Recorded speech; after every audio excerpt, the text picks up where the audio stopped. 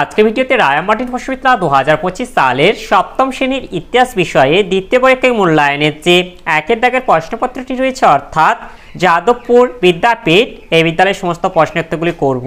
তার আগে আমরা 2025 সালের নতুন নিয়ম অর্থাৎ সপ্তম শ্রেণীর সমস্ত ছাত্রছাত্রীদের সার্বিক প্রগতি নিদর্শনপত্র বা এইচপিসি, এই নিয়মে দ্বিতীয় পরীক্ষায় মূল্যায়নের নতুন নাম্বার বিভাজন করা হয়েছে, যেখানে দ্বিতীয় পরীক্ষায় মূল্যায়ন 25 নাম্বার থেকে 2 গুণ করে 50 নাম্বারের করা হয়েছে। তাহলে আমরা নম্বর বিভাজন ও সিলেবাসটা দেখে নেব। তোমাদের পাঠ্য বই থেকে পড়তে হবে দিল্লি সুলতানি, মোগল সাম্রাজ্য, নগর, বণিক ও বাণিজ্য, এগুলি থেকে তোমাদের দ্বিতীয় পরীক্ষায় মূল্যায়নে প্রশ্নপত্র হবে এবং এখানে তোমাদের নাম্বার বিভাজনটা করে দেওয়া আছে, তোমরা দেখে নাও। এইভাবে তোমাদের মোট পূর্ণমান হচ্ছে 50 নাম্বারের। প্রশ্নপত্রটি সমাধান করার আগে বলে দিই, তোমরা কেউ যদি আমার চ্যানেলে নতুন হয়ে থাকো তাহলে চ্যানেলটি অবশ্যই সাবস্ক্রাইব করে নেবে এবং ভিডিওগুলি যদি তোমাদের ভালো লেগে থাকে তাহলে ভিডিওগুলিকে অবশ্যই লাইক, কমেন্ট ও শেয়ার করে দেবে। প্রথমে এক আছে, বেমানান শব্দটি খুঁজে বের করো। একে এটা হবে ইবন বতুতা, 2 হবে এটা আমির, এরপরে 3 এটা হবে হুন্ডি, এরপর 4 এটা হচ্ছে এটা হবে দৌলতাবাদ, এরপর 5 হচ্ছে এটা হবে বুরহানপুর।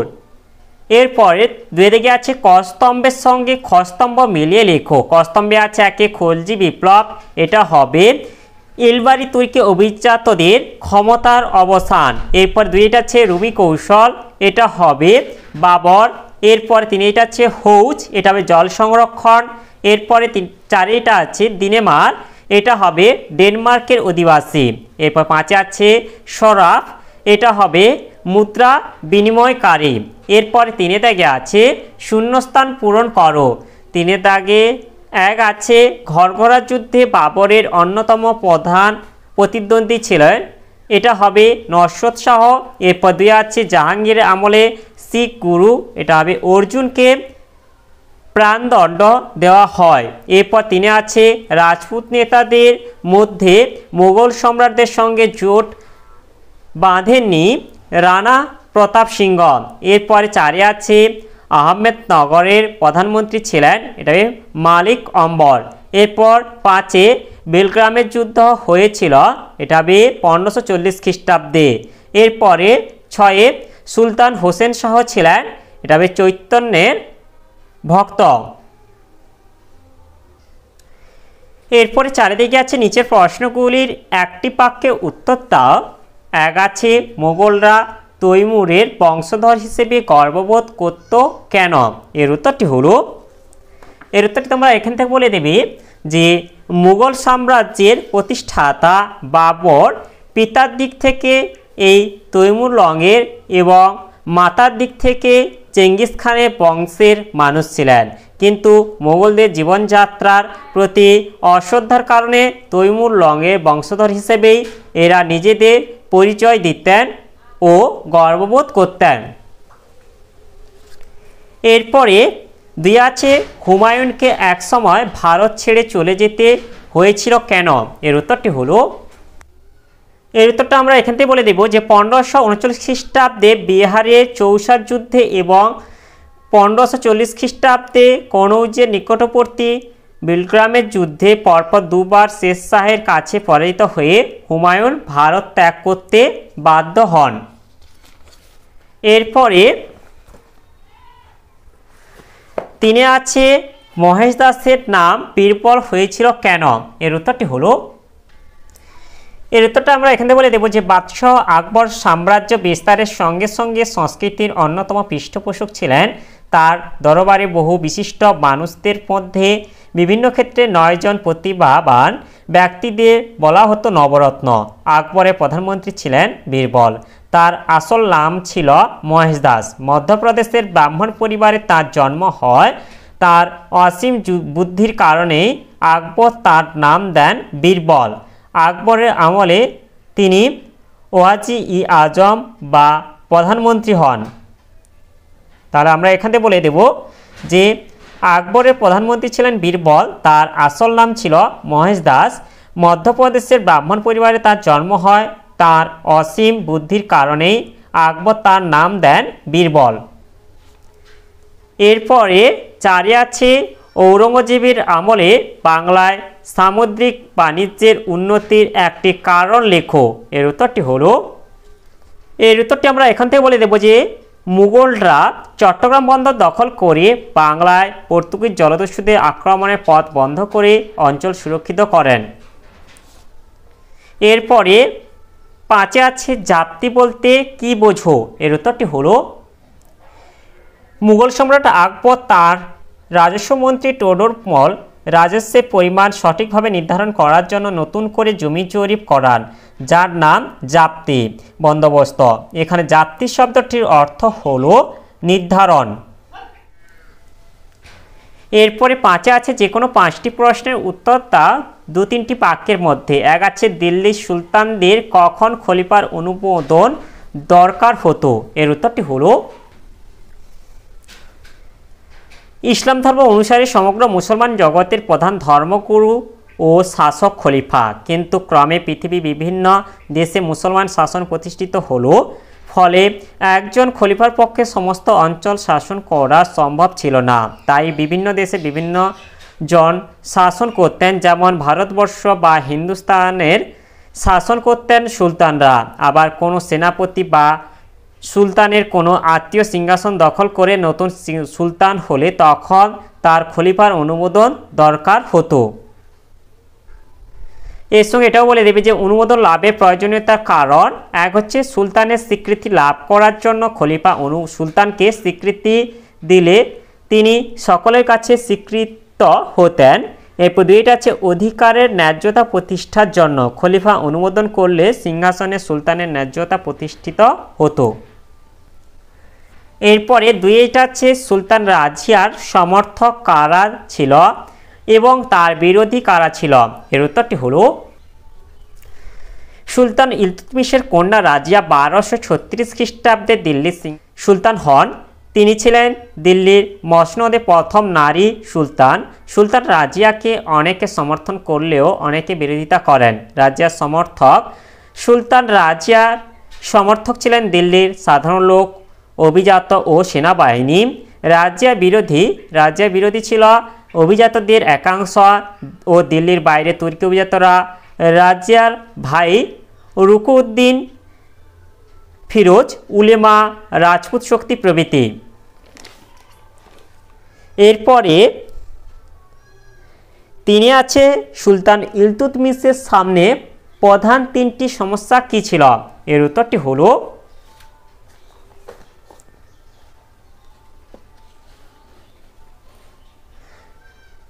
দিল্লি সুলতানি প্রতিষ্ঠাতা কুতুবউদ্দিন আইবকের মৃত্যুর পর তার জামাই ইলতুৎমিশ দিল্লির সুলতান হন। সিংহাসন আহরণের পর ইলতুৎমিশ প্রধান 3টি সমস্যার সম্মুখীন হন। তার 3টি সমস্যা হলো, 1 বিদ্রোহ। তার আমলে সাম্রাজ্যে বিভিন্ন এলাকায় বিদ্রোহ শুরু হয়েছিল, কিভাবে সেই বিদ্রোহ দমন করা যাবে। 2 মঙ্গল আক্রমণ। মঙ্গল বীর চেঙ্গিস খান তার সাম্রাজ্যের সীমান্তে উপস্থিত হয়েছিল, কিভাবে মঙ্গল শক্তির মোকাবিলা করা যাবে। 3 উত্তরাধিকার বিরোধ। দিল্লির সুলতানিতে তখন নির্দিষ্ট উত্তরাধিকারের নিয়ম চালু হয়নি, কিভাবে একটি রাজবংশ তৈরি করে উত্তরাধিকার সমস্যার সমাধান করা যাবে। কুতুবউদ্দিন আইবকের জামাই ইলতুৎমিশ সুলতান হওয়ার পর খলিফার অনুমোদন নিয়েছিলেন। এরপরে 4 আছে মোগল কারা। এর উত্তরটি হলো, সুলতানি শাসনের পরবর্তীকালে খ্রিস্টীয় 16 শতক থেকে 19 শতকের মাঝামাঝি পর্যন্ত ভারতে মুঘল শাসন ব্যবস্থা প্রচলিত ছিল। মঙ্গল নেতা চেঙ্গিস খান ও তৈমুর লংয়ের বংশধররা মুঘল নামে পরিচিত। মুঘল সাম্রাজ্যের প্রতিষ্ঠাতা বাবর পিতার দিক থেকে এই তৈমুর লং এবং মাতার দিক থেকে চেঙ্গিস খানের বংশের মানুষ ছিলেন, কিন্তু মোগলদের জীবনযাত্রার প্রতি অশ্রদ্ধার কারণে তৈমুর লংয়ের বংশধর হিসেবেই এরা নিজেদের পরিচয় দিতেন ও গর্ববোধ করতেন। ইতিহাসে বাবর ও তাঁর পরবর্তী প্রজন্ম মোগল বা মুঘল নামে পরিচিতি লাভ করে। এরপরে 5 হচ্ছে পাট্টা ও কবুলিয়ত কে। এর উত্তরটি হলো, দিল্লির শাসক হওয়ার পর শের শাহ রাজস্ব ব্যবস্থার ক্ষেত্রে পাট্টা ও কবুলিয়ত ব্যবস্থা চালু করেছিলেন। পাট্টা জমিতে কৃষকের সত্ত্ব স্বীকার করে শের শাহ কৃষককে যে দলিল দিতেন তাকে পাট্টা বলা হয়। পাট্টায় কৃষকের নাম, জমিতে কৃষকের অধিকার এবং কৃষককে কত রাজস্ব দিতে হবে তার উল্লেখ করা হতো। এরপর এটা হচ্ছে কবুলিয়ত। কৃষক নির্দিষ্ট রাজস্ব দেওয়ার কথা কবুল করে শের শাহকে যে দলিল দিত তাকে কবুলিয়ত বলা হয়। এরপরে 6টা আছে বাণিজ্যিক চাষ বলতে কি বোঝো, অথবা এটা হচ্ছে হুন্ডি কি। এর উত্তরগুলি হলো, বাংলার চাষিরা সাধারণত ধান চাষ করত। বাংলায় ইউরোপীয় বণিকদের আসার ফলে বাংলার চাষিদের অনেকে ধান চাষের পরিবর্তে আফিম ও রেশমের চাষ শুরু করে। বাজারে বিক্রি করে বেশি লাভ করার জন্য যেসব ফসল চাষ করা হতো তাকে বাণিজ্যিক চাষ বলা হতো। এরপর এটা হচ্ছে হুন্ডি হলো এক বিশেষ ধরনের ও বিভিন্ন মূল্যের কাগজ যার মাধ্যমে এক জায়গা থেকে অন্য জায়গায় টাকা পাঠানো যেত। মধ্যযুগে ভারতে হুন্ডি ব্যবস্থা চালু হয়েছিল। এরপরে 6 দিকে আছে যে কোনো 3টি প্রশ্নের উত্তর দাও 4-5টি বাক্যের মধ্যে। এক আছে আলাউদ্দিন খলজি কিভাবে মঙ্গল আক্রমণের মোকাবিলা করেছিলেন। এর উত্তরটি হলো,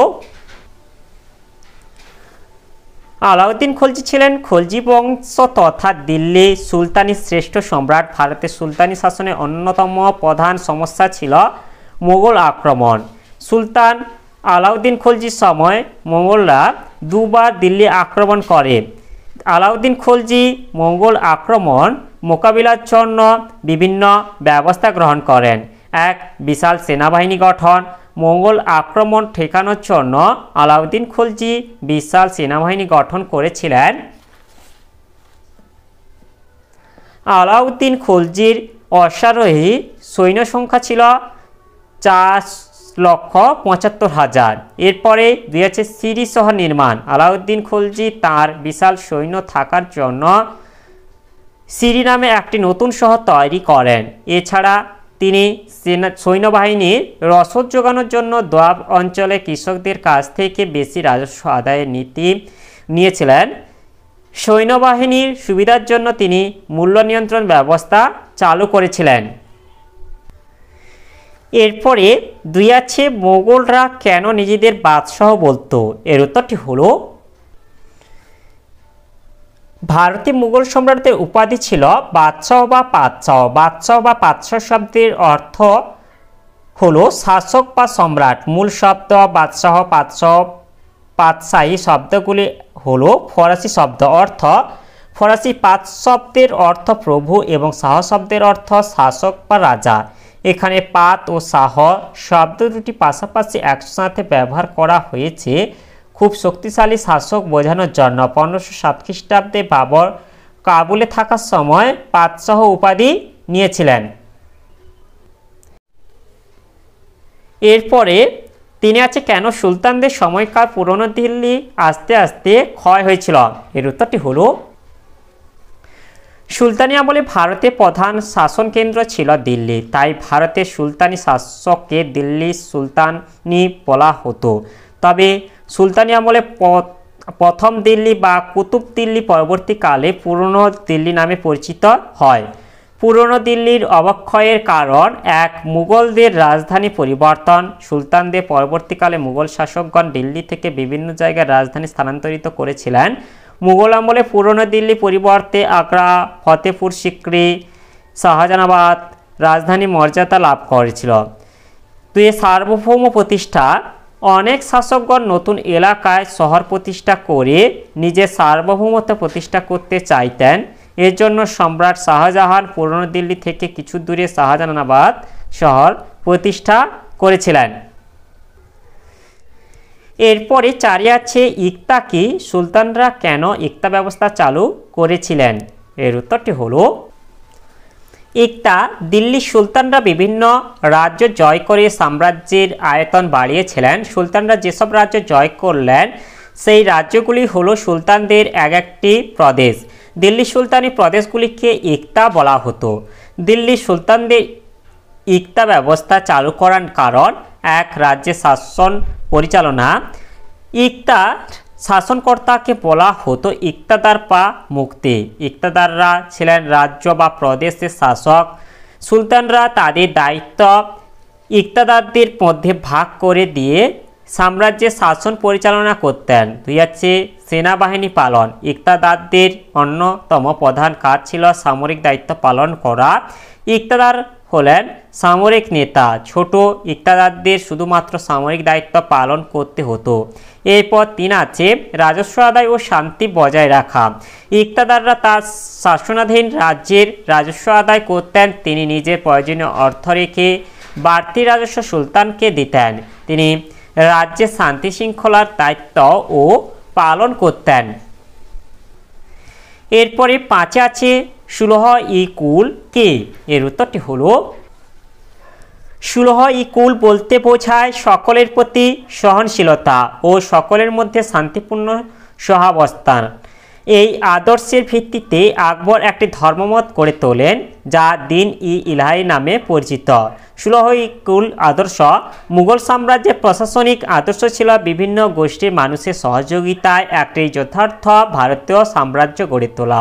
মুঘল বংশের শ্রেষ্ঠ সম্রাট আকবরের আদর্শ ছিল এক বাদশাহ ঈশ্বরের ইচ্ছায় দেশ শাসন করবেন, 2 প্রজাদের সঙ্গে পিতৃসুলভ আচরণ করবেন এবং তিনি কোনো ব্যক্তি বা গোষ্ঠীর প্রতি পক্ষপাত করবেন না। এরপরে 7 আছে নিচের যে কোনো 2টি প্রশ্নের উত্তর দাও 8-10টি বাক্যের মধ্যে। 1 আছে আলাউদ্দিন খলজির বাজার দর নিয়ন্ত্রণ নীতি আলোচনা করো। এর উত্তরটি হলো, এর উত্তরটা আমরা এখান থেকে বলে দেব। সুলতান আলাউদ্দিন খলজি বাজার দর নিয়ন্ত্রণ করেন কারণ সুলতান আলাউদ্দিন খলজির শাসন ব্যবস্থা সম্পূর্ণভাবে সামরিক শক্তির উপর নির্ভরশীল ছিল। তার জন্য তিনি এক বিশাল সেনাবাহিনী গঠন করেন। তিনি সৈন্যের নগদ অর্থে বেতন দিতেন এবং বেতন ছিল নির্দিষ্ট ও অপরিবর্তিত। ওই নির্দিষ্ট বেতনে যাতে সৈন্যরা তাদের প্রয়োজনীয় জিনিস পেতে পারে তার জন্য বাজারে জিনিসপত্রের দাম নিয়ন্ত্রণ করেন। বাজারের ধরন আলাউদ্দিন খলজির আমলে দিল্লিতে 4 ধরনের বাজার ছিল। 1 মান্ডি শস্য বাজার, 2 সেরা-ই আদল কাপড় চিনি তেল প্রভৃতি, 3 পশুর বাজার, 4 প্রয়োজনীয় সাধারণ দ্রব্যের বাজার শাকসবজি মাছ। সব বাজারে জিনিসপত্রের দাম নির্দিষ্ট করে দেওয়া হয়। বাজার পরিদর্শক রাজকর্মচারী বিভিন্ন ধরনের বাজার দেখাশোনা করার জন্য আলাউদ্দিন সাহানা-ই মান্ডি, দেওয়ানি, রিশওয়াত, বারিদ, গুপ্তচর প্রভৃতি কর্মচারী নিযুক্ত করেন। বাজারে সরকারি নিয়মাবলী। আলাউদ্দিনের সময় বাজারগুলিতে যে নিয়মাবলী ছিল সেগুলি হলো: 1 সরকারে বেঁধে দেওয়া নির্দিষ্ট দামে জিনিসপত্র বিক্রি করতে হতো।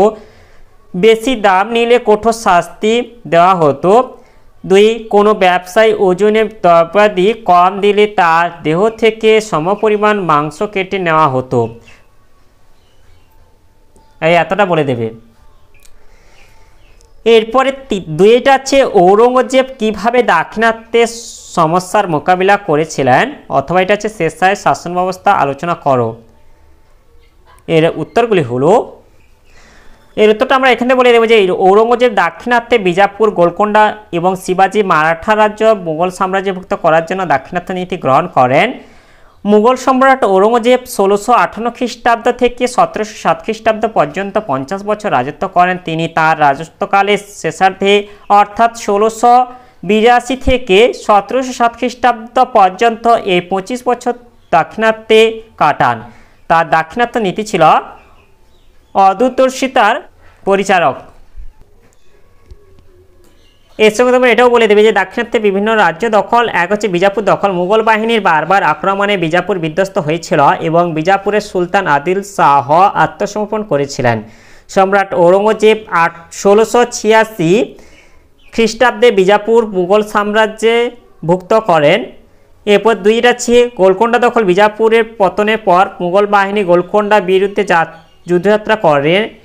1687 খ্রিস্টাব্দে গোলকোন্ডার কুতুব শাহী বংশের সুলতান আবুল হাসান আত্মসমর্পণ করেন এবং গোলকোন্ডা মুঘল সাম্রাজ্যভুক্ত হয়। এরপর তিনি হচ্ছে মারাঠাদের সঙ্গে সংঘাত। সম্রাট ঔরঙ্গজেব মারাঠা নেতা শিবাজিকে দমন করার জন্য শায়েস্তা খান, জয়সিংহ ও দিলির খানকে নিযুক্ত করেন, কিন্তু তারা শিবাজির কূটকৌশলের কাছে পরাজিত হন। শেষ পর্যন্ত তারা শিবাজি সঙ্গে সন্ধি করেন, কিন্তু তাও ব্যর্থ হয়। 1674 খ্রিস্টাব্দে শিবাজি স্বাধীন মারাঠা রাজ্য প্রতিষ্ঠা করেন এবং ছত্রপতি উপাধি ধারণ করেন। এরপর এটা হচ্ছে শের শাহের শাসন ব্যবস্থা বিবরণ। ভূমিকা: আফগান বীর শের খাঁ মুঘল সম্রাট হুমায়ুনকে পরাজিত করে দিল্লির সিংহাসনে বসেন। শের শাহ উপাধি গ্রহণ করে তিনি মাত্র 5 বছরে এক সুষ্ঠু ও উন্নত শাসন ব্যবস্থা গড়ে তুলেছিলেন। শের শাহের শাসন ব্যবস্থার বিবরণ বা কৃতিত্ব: এক, শাসন সংস্কার। শাসন ব্যবস্থার সুবিধার জন্য শের শাহ তার সাম্রাজ্যকে 47টি সরকারে বিভক্ত করেন। প্রতিটি সরকারে সিকদারান এবং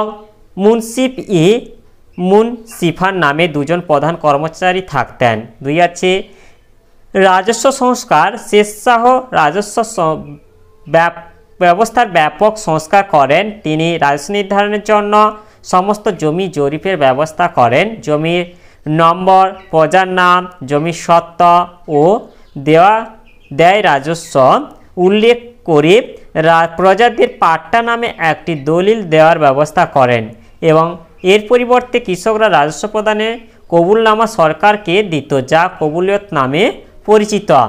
এরপরে যেটা আছে বিচার ব্যবস্থার সংস্কার। শের শাহের বিচার ব্যবস্থা ছিল নিরপেক্ষ ও উন্নত। বিচার ব্যবস্থার শীর্ষে তিনি নিজেই ছিলেন। তার আমলে দণ্ডবিধি কঠোরতা ছিল। এরপর যেটা আছে যোগাযোগ ব্যবস্থার উন্নতি। সাম্রাজ্যের বিভিন্ন অঞ্চলে যাতায়াতের সুবিধার জন্য শের শাহ বহু রাস্তা নির্মাণ করেন। এগুলির মধ্যে বিশেষভাবে উল্লেখযোগ্য বাংলার সোনারগাঁ থেকে সিন্ধু প্রদেশ পর্যন্ত নির্মিত রাস্তা সড়কি আজম বা গ্র্যান্ড ট্রাঙ্ক রোড। এরপরে রয়েছে পথচারীদের সুবিধার জন্য রাস্তার দুপাশে তিনি গাছ লাগানোর ব্যবস্থা করেন এবং তাদের বিশ্রামের জন্য সরাইখানা নির্মাণ করেন। এরপর শের শাহ ঘোড়ার মাধ্যমে ডাক ব্যবস্থা প্রবর্তন করে যোগাযোগ ব্যবস্থার উন্নতি করেন। এরপর এটা হচ্ছে মূল্যায়ন। খুবই কম সময়ের শাসনকালে শের শাহ এক সুষ্ঠু ও উন্নত শাসন ব্যবস্থা তৈরি করে তার শাসন নৈপুণ্যের পরিচয় দিয়েছেন। তাই মধ্যযুগে ভারতের অন্যতম মহান শাসক বলে শের শাহকে অভিহিত করা যায়। এরপরে তিনি দেখেছে মধ্যযুগে ভারতের দেশের ভেতরে বাণিজ্যের ধরনগুলি কেমন ছিল তা লেখো। এর উত্তরটি হলো মধ্যযুগে ভারতে ব্যবসা বাণিজ্যের প্রসার ঘটেছিল। এ যুগে বাণিজ্যকে দুভাগে ভাগ করা যায়: 1 গ্রাম ও শহরের বাণিজ্য এবং 2 একাধিক শহরের মধ্যে বাণিজ্য। গ্রাম ও শহরের বাণিজ্য: গ্রামের কৃষকরা বিভিন্ন শস্য ও সবজি চাষ করত, বিভিন্ন পেশার কারিগররা প্রয়োজনীয় বিভিন্ন জিনিস তৈরি করত। শহরে অধিবাসীদের প্রয়োজন মেটানোর জন্য গ্রাম থেকে খাদ্যশস্য, সবজি ও অন্যান্য প্রয়োজনীয় জিনিস আনা হতো। গ্রাম থেকে শহরে যেসব জিনিস আসতো তার মধ্যে ছিল বিভিন্ন খাদ্যশস্য, তেল, ঘি, মাছ, মাংস, লবণ, সবজি, ফল, মাটির হাঁড়ি কলসি প্রভৃতি। গ্রামে ব্যবসায়ীরা এই সব জিনিসপত্র এনে শহরে বাজারে বা বাড়ি বাড়ি ঘুরে বিক্রি করত। আলাউদ্দিন খলজির আমলে দিল্লিতে 4টি বড় বড় বাজার ছিল। এখানে শস্য, কাপড়, ঘোড়া প্রভৃতি বিক্রি হতো। সুলতানি যুগে প্রথম চরকা সুতো কেটে কাপড় বোনার কাজ শুরু হয়। এরপর এটা হচ্ছে একাধিক শহরের মধ্যে বাণিজ্য। আবার অনেক দ্রব্য সামগ্রী ছিল যেগুলি এক শহর থেকে অন্য শহরে বিক্রি হতো। এই সব জিনিসপত্রের মধ্যে প্রধান ছিল দামি ও শৌখিন জিনিস, যেগুলি ধনী ও অভিজাত পরিবারের লোকজন ব্যবহার করত। বিশেষত দামি মদ, সূক্ষ্ম মসলিন বস্ত্র, দামি আসবাবপত্র প্রভৃতি শহরের মধ্যে আমদানি রপ্তানি হতো। এরপরে অথবা এটা হচ্ছে শাহজাহানাবাদের নাগরিক চরিত্র কেমন ছিল। এর উত্তরটি হলো মুঘল সম্রাট শাহজাহান যমুনা নদীর পশ্চিমে শাহজাহানাবাদ শহরটি গড়ে তোলেন। এখানে বিভিন্ন ধর্ম সম্প্রদায়ের মানুষ মিলেমিশে বসবাস করত। নাগরিকদের বসতি, শাহজাহানাবাদের নাগরিকদের বসতি ছিল মিশ্র প্রকৃতির। এখানে বিভিন্ন ধরনের বাড়িতে নানা শ্রেণীর লোক বসবাস করত। শহরের ধনী ব্যক্তিরা টালি দেওয়া ইট পাথরে বাড়িতে বসবাস করত। ধনসম্পদের তারতম্য অনুসারে বাড়িও তারতম্য হতো। তবে বড় বড় বাড়ির পাশে মাটি ও খড়ের ছোট ছোট কুঁড়ে ঘরও থাকতো। বসতি এলাকার কোনো বিভাজন থাকতো না। এরপর যেটা হচ্ছে নাগরিক সম্প্রীতি। শাহজাহানাবাদে বিভিন্ন ধর্ম সম্প্রদায়ের নাগরিকগণ বিভিন্ন ধর্মের উৎসব সমবেতভাবে পালন করত। দিল্লির বিখ্যাত সুফি সাধক শেখ নাসিরউদ্দিনের দরগায় আলোর উৎসব হিন্দু মুসলমানরা একসঙ্গে পালন করত। মহরমে শিয়া ও সুন্নি গোষ্ঠীর লোকেরা যৌথভাবে অংশগ্রহণ করত। তাহলে আজকের ভিডিওতে আমরা সপ্তম শ্রেণী ইতিহাস বিষয়ের যে 1 নম্বর প্রশ্নপত্রটি ছিল তা আজ সমাধান করলাম। আর তোমরা কেউ যদি আমার চ্যানেলটা এখনও সাবস্ক্রাইব করে রাখোনি তাহলে চ্যানেলটা অবশ্যই সাবস্ক্রাইব করে নেবে এবং ভিডিওটি ভালো লাগলে ভিডিওটিকে অবশ্যই লাইক, কমেন্ট ও শেয়ার করে দেবে।